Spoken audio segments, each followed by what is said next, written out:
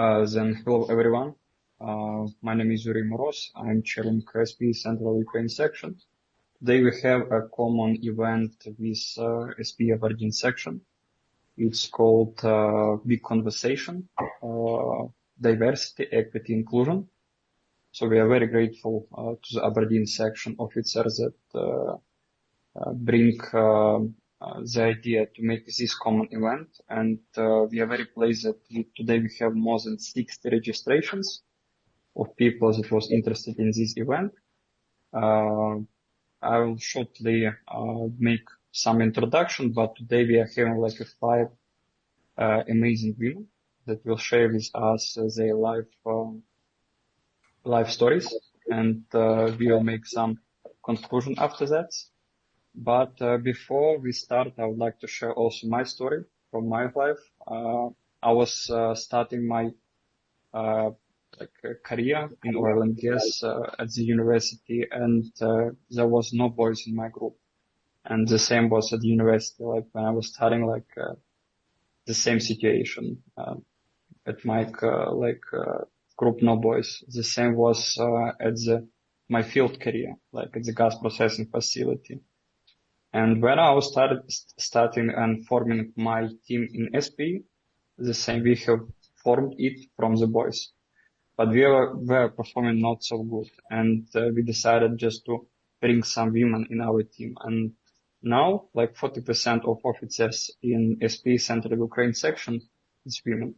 And thanks to that, we are performing much better. We are just doubled our SP membership, in comparison with previous years. And I think this conversation is just about diversity, that we should form diverse team, to achieve much greater results. We are all different, and our purpose is to form a team from different people that can work and achieve the result. And the approach to every member and every a section officer should be different. And in my opinion, we should provide chances to everyone just to work and be a part of this a big SP family. And I'm just wanna pass a word to Elizabeth from SP Aberdeen section that will introduce all our panel participants and the topics that we will discuss today. Thank you very much. Thank you. Thank you, SPE Central Ukraine, for allowing us to do this today. The DE&I committee in SPE Aberdeen have been running the big conversation for well over a year and a half now. And we tend to look at topics that really matter, topics that are at the moment, and some discussions that many people don't really get the opportunity to talk about. So this is a very safe place, and we are going to open up and discuss some of our own career journeys. And today is really about women in engineering and being career ready, encouraging, empowering, and staying on track. And how do we do that? So I'm going to introduce the panel. First off, we have Anastasia Shybetska. Following Anastasia, we will have Jeanette Forbes from SPE Aberdeen. And following Jeanette, we'll have Natalya Rudevych from Ukraine. And then we will have Renata, Halim, who's also Aberdeen SPE.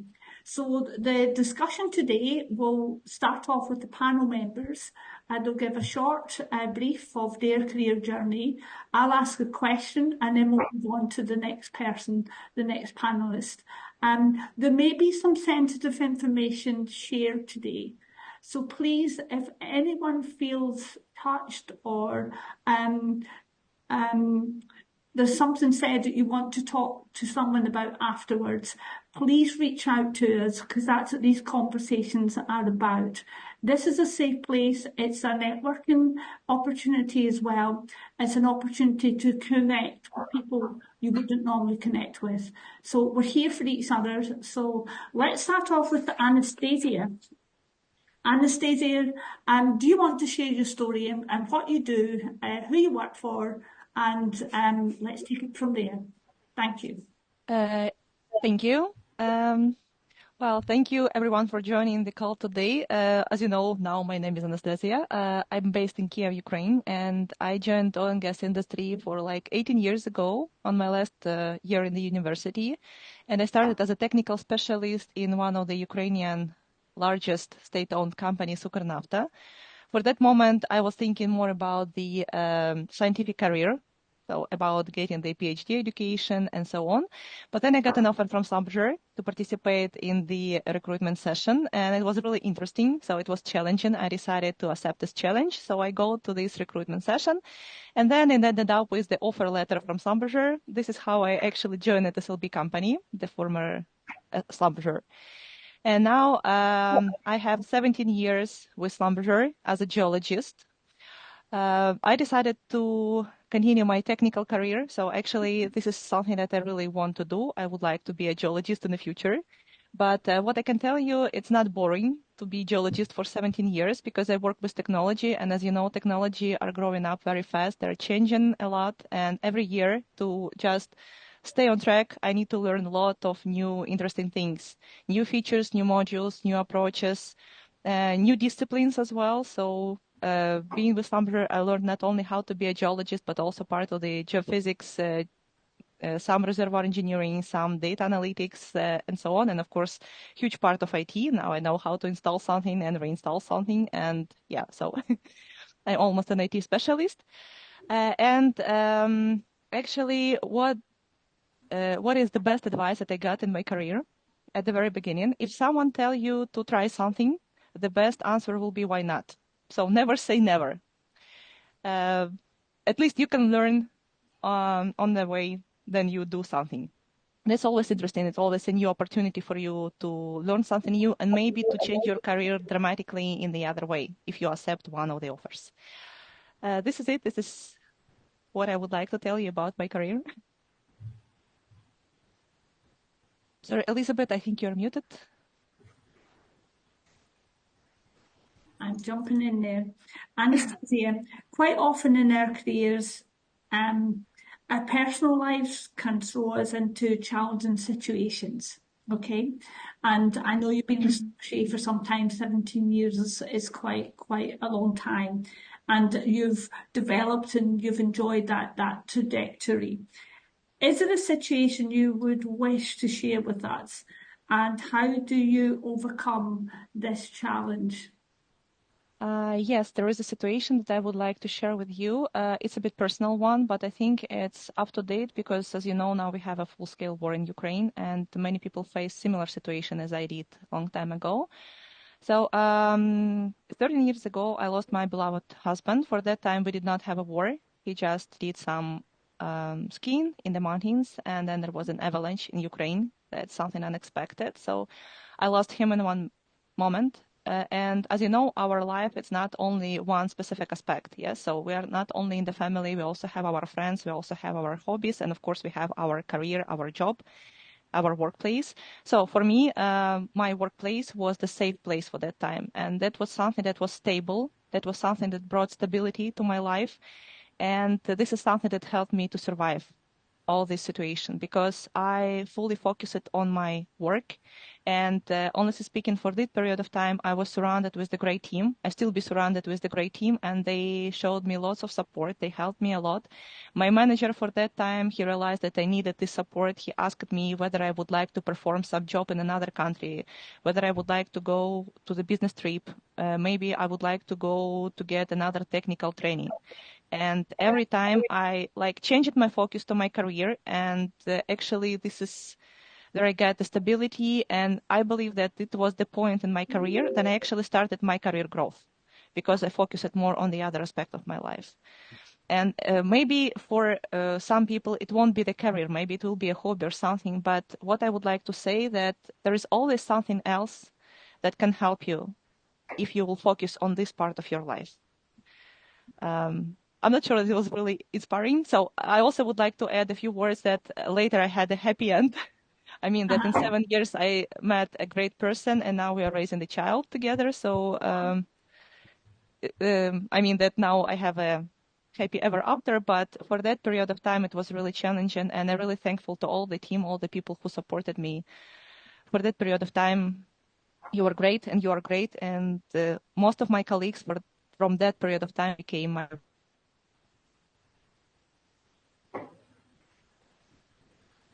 Okay, so occasionally we may lose a speaker, and that's because of the situation in Ukraine. It looks as though we've actually lost Anastasia there. She's on a backup battery at the moment, and they do have a lot of blackouts. So I think Anastasia's story was right on point, and she has come through that, and she's leaned heavily on her workplace environment to actually come through that. And I think that's what we're trying to say as well. We are here for each other. And Anastasia, thank you so much for sharing that. And bless you. And I'm so pleased that you have a happy ending. And to bring a child into this world is an amazing thing to do. So, but thank you for being brave and sharing that.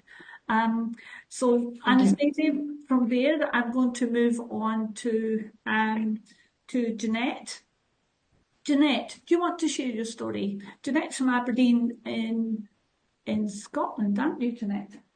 I am indeed.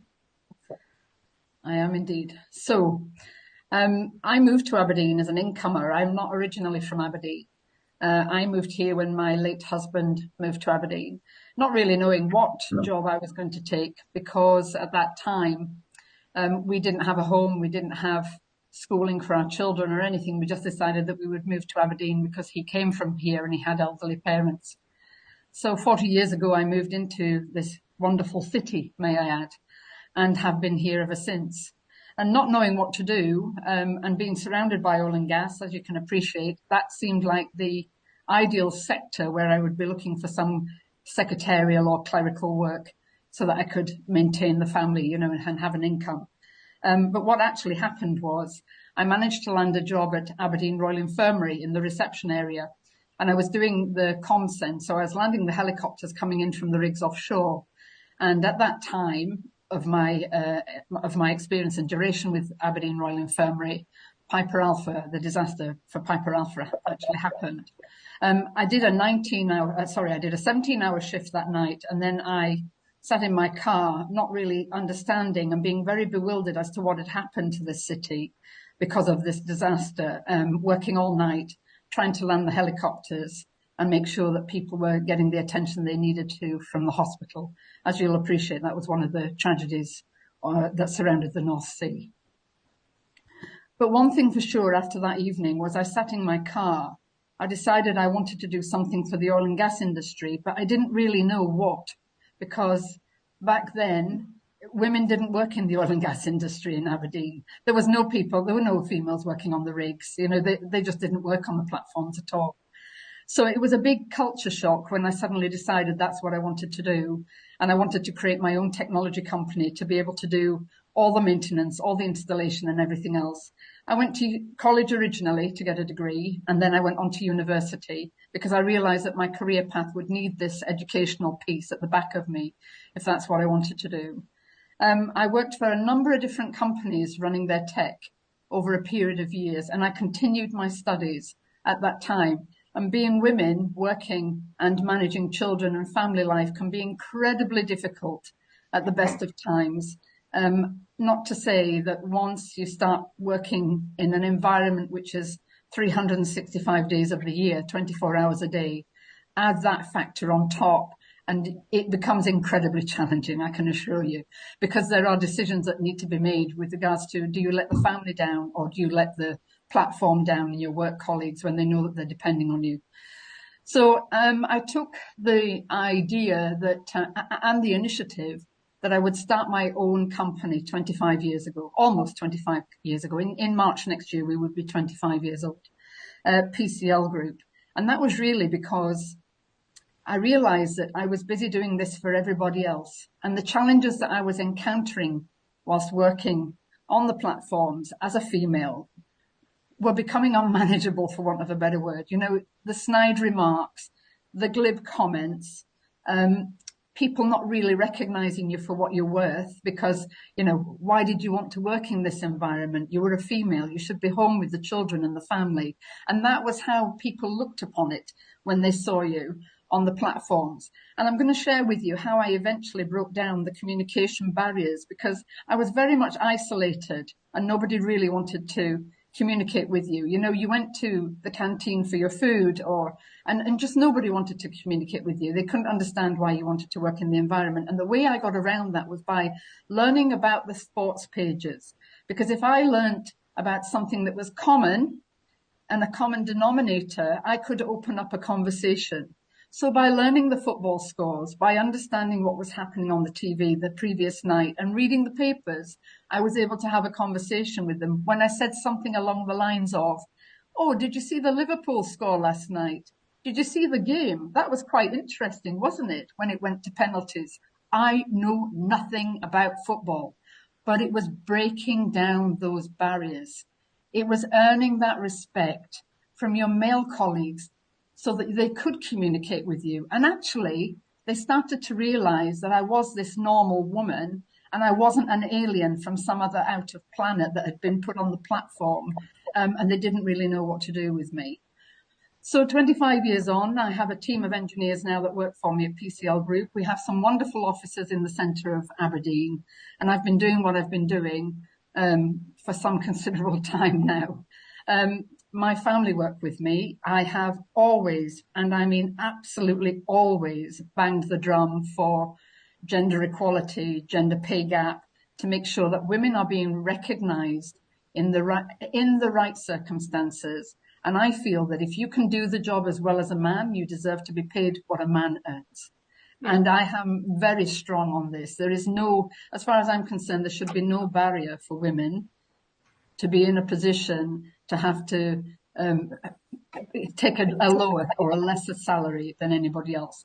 And how that came about was I was working for a company prior PCL, and there was an opportunity to have a promotion. I was a systems engineer at the time, and my male colleague, we used to do shift work and we were back to back. We had the same job title, but he would do nights one week, I would do it the next week.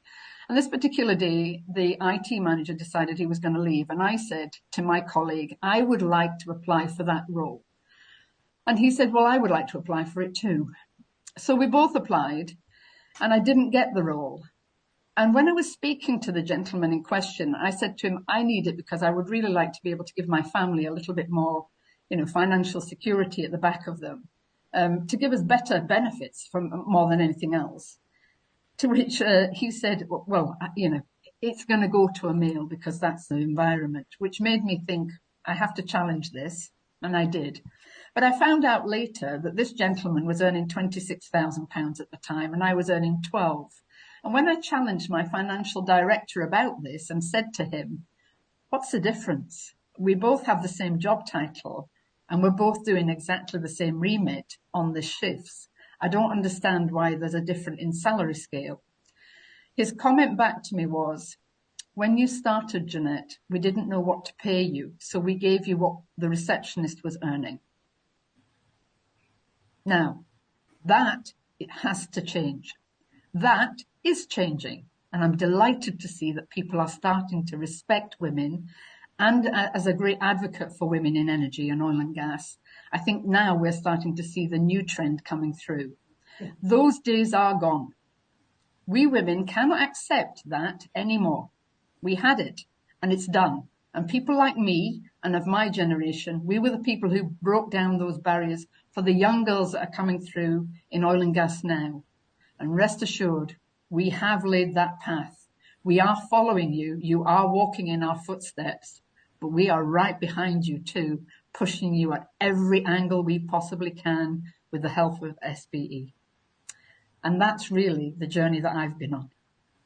Jeanette, absolutely fantastic. I completely get where you've come from. I have a similar kind of background, having worked offshore in the early 1980s. So you talk about resilience there, Jeanette, and just very quickly, so we can move on to the next one.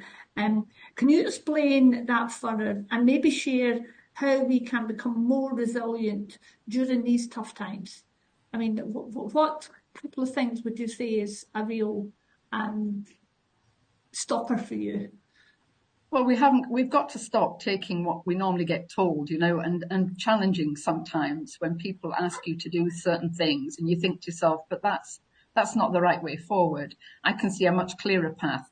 There has been times when we have been able to sit back and been told to do things and we've just accepted it, but we don't need to accept it in today's world because, as I said, we're pushing diversity and we're pushing inclusion. And we're making sure that our names and our voices are being heard in areas that we have never, ever had that opportunity to do before. And this is really key and fundamental to the future for young people coming into our industry. Okay, that's absolutely excellent. A nice piece of advice there to end up on. Jeanette, thank you so much for your contribution. Natalya, we move on to yourself. Natalya, you're based in Ukraine and you have a bit of longevity there in your career as well. Would you like to take the floor, Natalya? Yeah, thank you very much. And yeah, thank you for your stories, Anastasia and Jeanette. It was really inspiring. And thank you for inviting me to join the important conversation about women in engineering. But first of all, I would like to share that I do not have engineering background. And also, I do not have technical education. But instead, I have two university degrees. So I'm one in finance. So I'm quite good and know what a P&L means. And another one, I am teacher of foreign literature. So I like to read a book.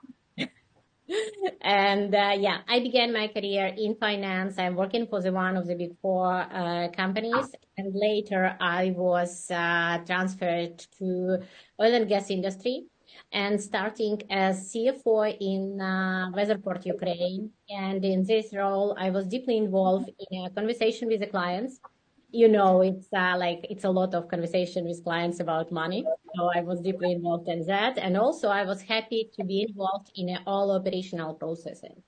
So I am fan of efficiency in operations. So Lean, Six Sigma, Agile, and everything. So it's like my source of inspiration. So I believe that understanding of operational efficiencies also helped me to be involved in that more and more. So I was transferred to, and I was promoted to the country manager role.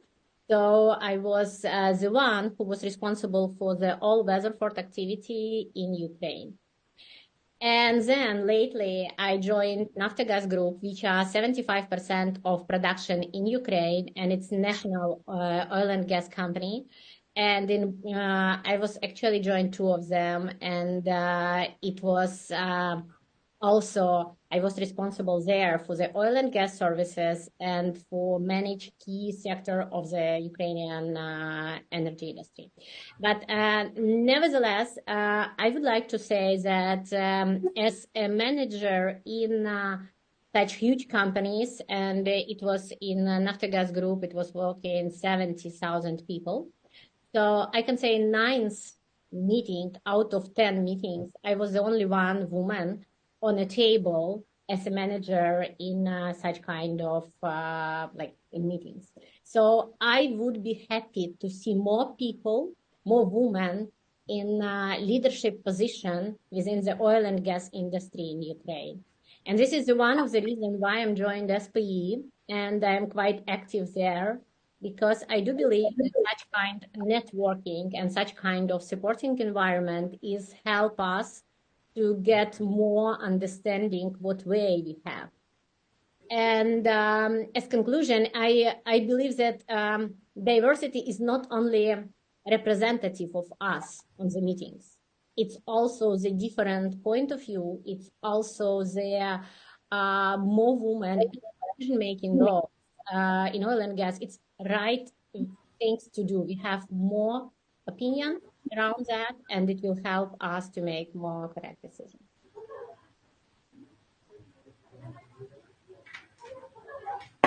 Thank you, Natalya. So, Natalya, during the conversation, you've shared the diverse roles you've achieved during your career to date. Has there ever been a time when you have not been sure you made the right choice to change your career path? Is there something you would like to share? It can be brief, can be a bit of a story, whatever you think. Have you ever stopped and said, maybe I haven't made the right choice here? Thank you very much, Elizabeth. It's a great question. And honestly, I would say that I'm questioning my choice is still ongoing process. It's still ongoing. It's like, I think currently uncertainty is a part of our life. And in today's world, it's something we all have to learn. And it's not, it's less about avoiding the uncertainty. It's more about becoming comfortable with it. Because today we live in a world where most of the people will change careers multiple times. And it's understanding that it makes our decision less final, I would say. Yeah, so we still, it's like just step on ongoing journey, and we still have chance to going further. Also, yeah, so in like, I will share my story. So I once moved from the quite structured international company, and I'm used to work in international companies with the quite clear processes, to the local company in the middle of massive transformation. And you know, transformation is always like, it's massive and it's messy. Yeah, so, and suddenly I was responsible for the 3,000 people, and like with not clear future structure and with a huge operation. So it's like ongoing daily operations. And, you know, we are quite brave. I think Ukrainian is, it's like our DNA. Yeah, so like, let's do it. And yeah, so if someone will ask me when I'm studying finance, are you going to decide which department you're going to close, or you are going to be responsible for the operation of 60 plus rigs on daily basis? So like, it will never happen.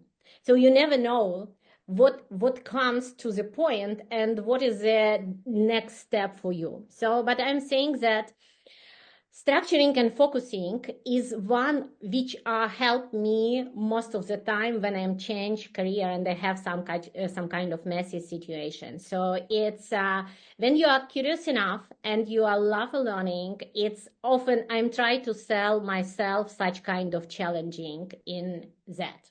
So at the end, if you are try to focus on some like, usually I do it like 3 projects and schedule your workflow around that.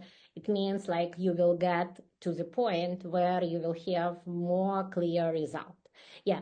So therefore, and last but not least, I think for me, it's also supporting community and role model. And here I would say that we should increase our networking, and we should talk to the people. We should get because most of the people, they have that also challenges. And here, for example, like in SPE, you are always have possibility to reach out to the people and to ask questions. And it definitely support you in your way. Yeah, thank you so much. And that's why we're here. That's why we're having a big conversation. We've joined up. And I think the Scots are as fighty and strong and as resilient as the Ukraine. So it's a good match. Renata, do you want to share your story, Renata?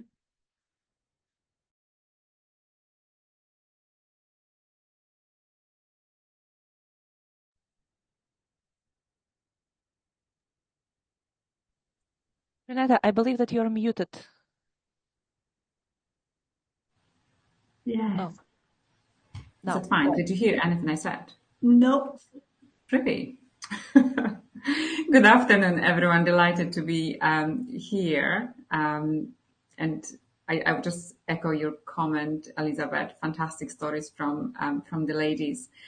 Thank you for sharing. I'm dialing in from Aberdeen, where I live and work at the moment. I'm Polish. That's where I finished my university education. And straight after uni, I moved to London.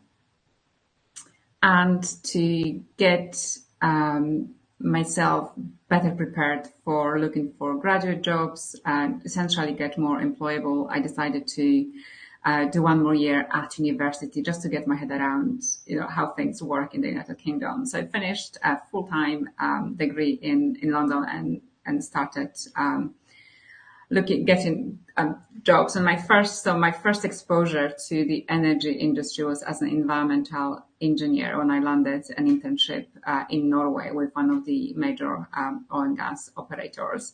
And after that, I was really still trying to figure out what is it that I want to do with my background in environmental engineering, chemistry and business management. So after the Norway stint, I briefly moved to construction, so moved back to London, joined one of the major engineering and project management companies working on construction projects all around the world, primarily Middle East, US, some of the projects in Europe.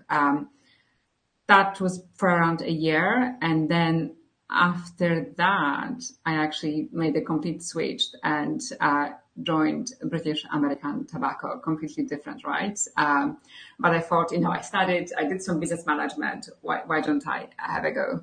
And I tried that, loved it. But I spoke to a lot of mentors, and the advice I got and something I related to is that, I studied so many years doing engineering degree, and yet I'm doing something non-technical. And so I left BAT and decided to join Shell. So I joined end of 2011 as a graduate, as an environmental graduate, joined in Aberdeen.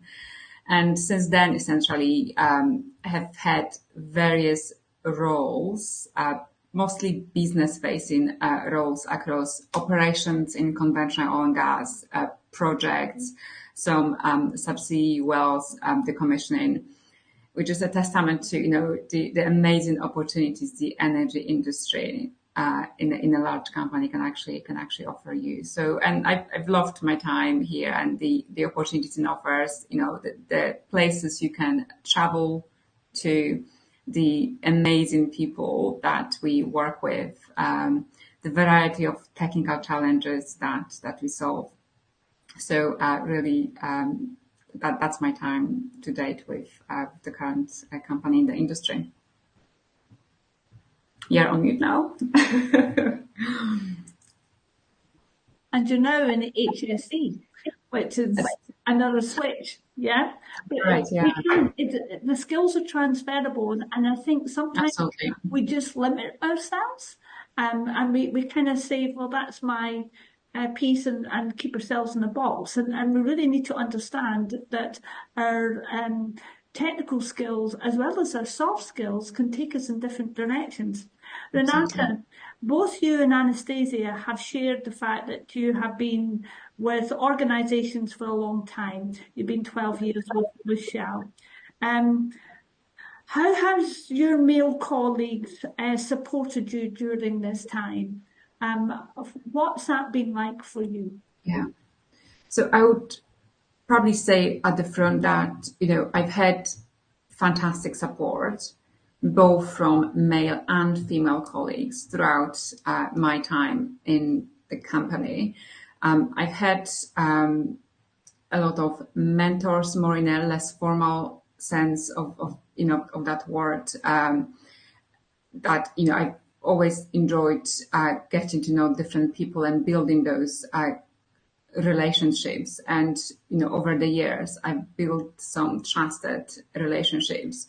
So if I needed advice on a career-related dilemma or help navigate organizational landscape, or just, for someone to make introductions, I've had people to reach out to, and that was really invaluable. I think sponsorship has always been quite important, and I earned that through good performance and delivery. And those people are quite crucial in terms of opening certain doors. So, so on that front, also, I think the second aspect I would probably like to mention is, I've been quite fortunate working in a place where I've seen a lot of representation in more senior levels in the company, where I could see people like me, and that gives you aspiration to to drive your career. So you have this support internally, but also I think the key fact is that you as an individual, you yourself have to own and drive your development. You have support network around you, but the ownership sits with you. And if I take this outside of the professional environment, what has been also incredibly helpful to me, and I don't think I would have made it without that, is just having those structures around. I'm a mother of 2 boys, so what has been essential is having childcare arrangements in place, but also a partner at home who takes equal share of responsibilities at home. So it's not all on my shoulders, but we manage that evenly. So I think that has been quite key. Yeah, good, absolutely excellent. So I'm going to open the floor up between the 4 panelists. And is there anything, Anastasia, your hand's up. Is there something you want to ask one of the other panelists? Actually, these are the applause. Right. Nice story. Thank you, ladies. We have asked, we're now open now for questions from our participants on the call. Is there anything been mentioned during the call that someone would like to add on to or ask our panel members? They're quite happy for someone to put it in the chat or just open up and speak.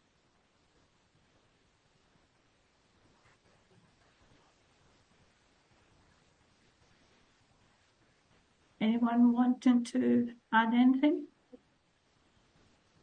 Such inspirational presentations, Anastasia, Jeanette and Natalya, a key theme, no wrong pathway, and I would absolutely 100% come behind that one. Our paths change all the time, and sometimes it's that opportunity that does appear and how you actually approach that. I loved your thought pattern there, Jeanette, after spending 17, 19 hours on a shift. That was quite a horrific evening, and that really changed your way of thinking and how you decided that you wanted to do more for our industry here in Aberdeen. I've got one here. Another question coming up there.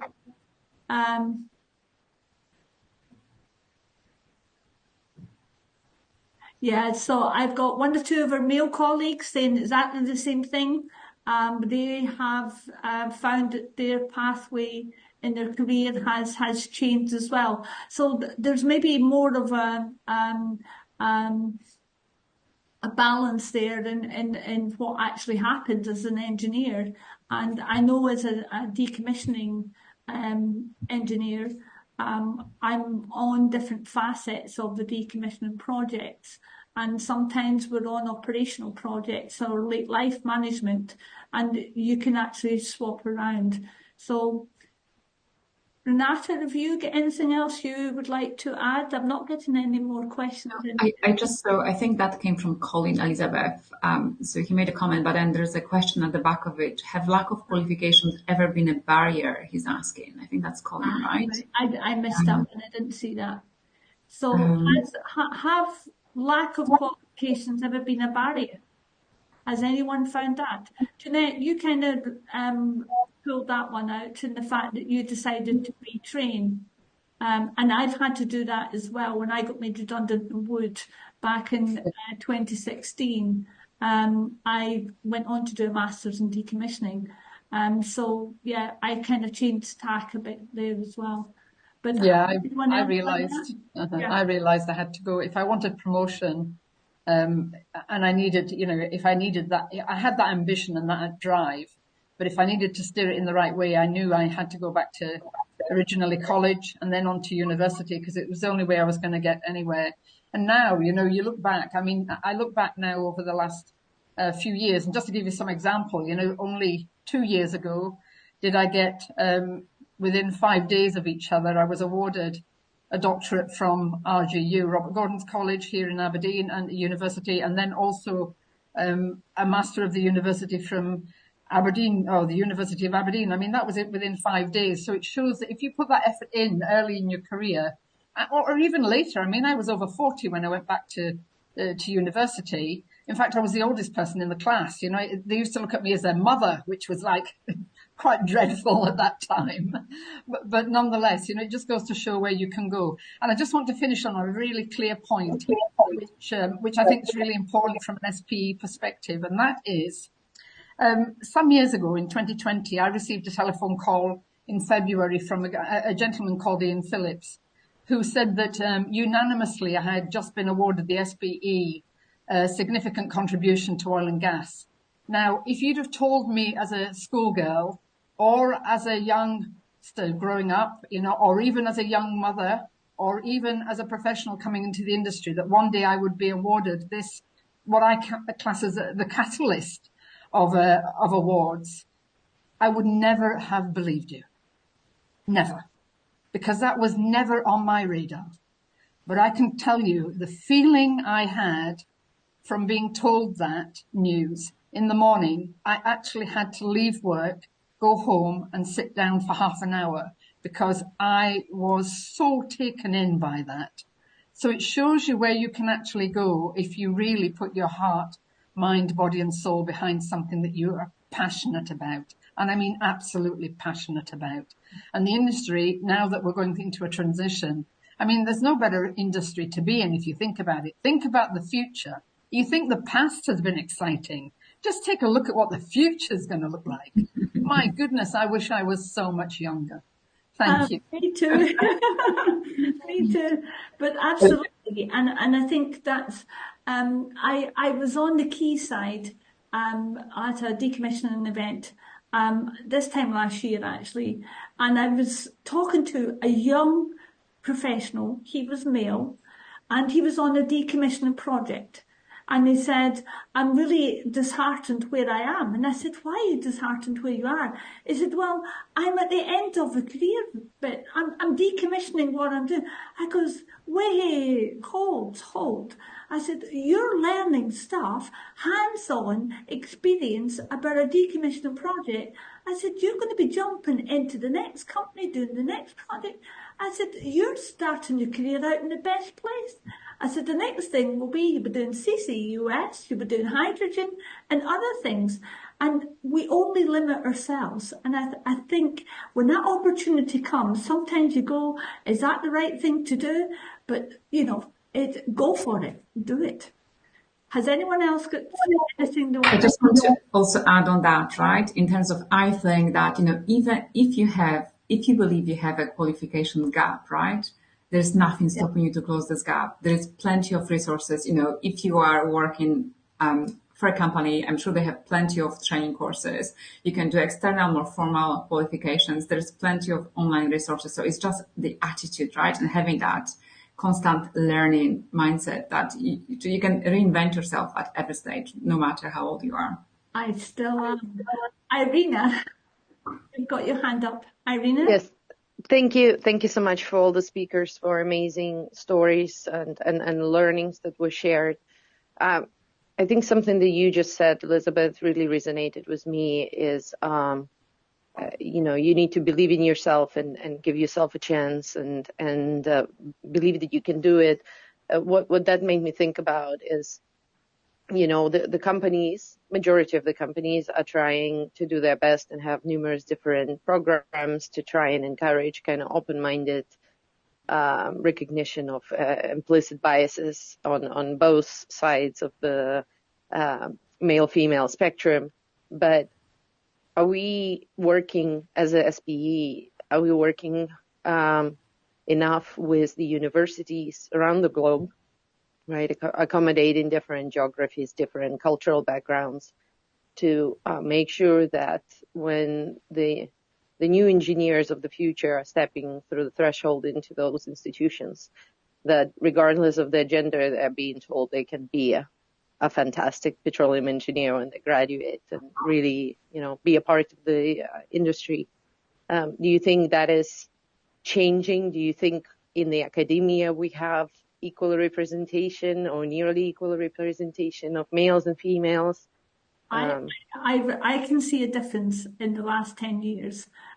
We have, certainly in the UK, we have a large cohort of international students, and that's providing different cultures and a lot of, I would say, a relatively okay balance between male and female, that gender balance. But it's also about SPE have done a lot with encouraging our student chapters. We have about 4 or 5 universities we now support, and it is a really thriving community. Excuse me. And we are doing quite a lot of events to provide that diversity and inclusion piece as well. And we now have a government that has a reporting system for both our gender and also for Black and ethnic minorities. So we are actually now having to record the levels of employment in these areas. Excuse me a second.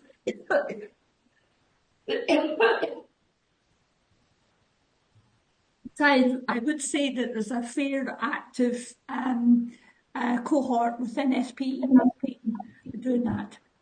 And I also have heard recently from Ukraine that there is a lot of students in the chapters there as well. So I think our next kind of collaboration should really be about bringing these students together as well from both the UK and Ukraine.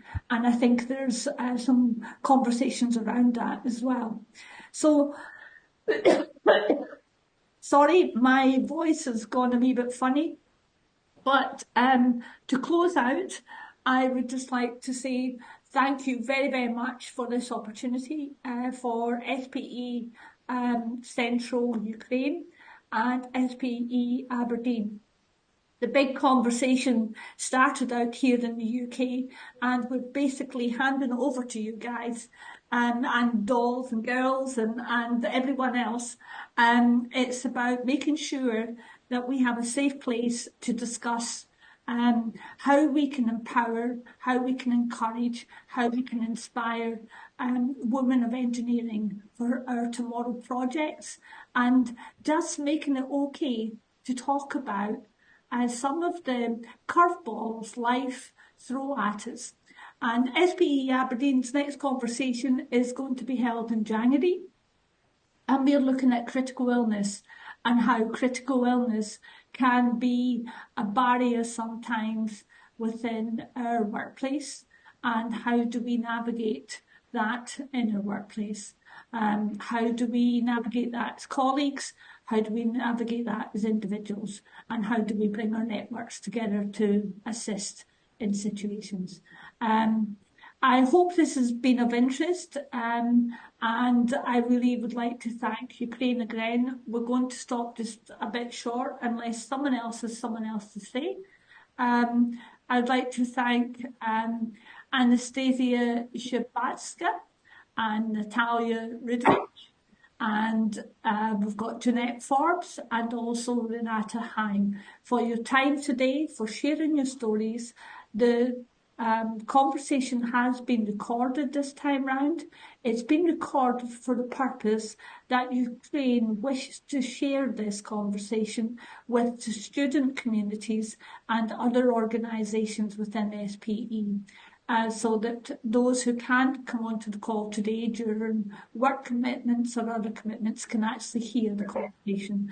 So we welcome you, and we really hope that we get another opportunity to actually share and contribute.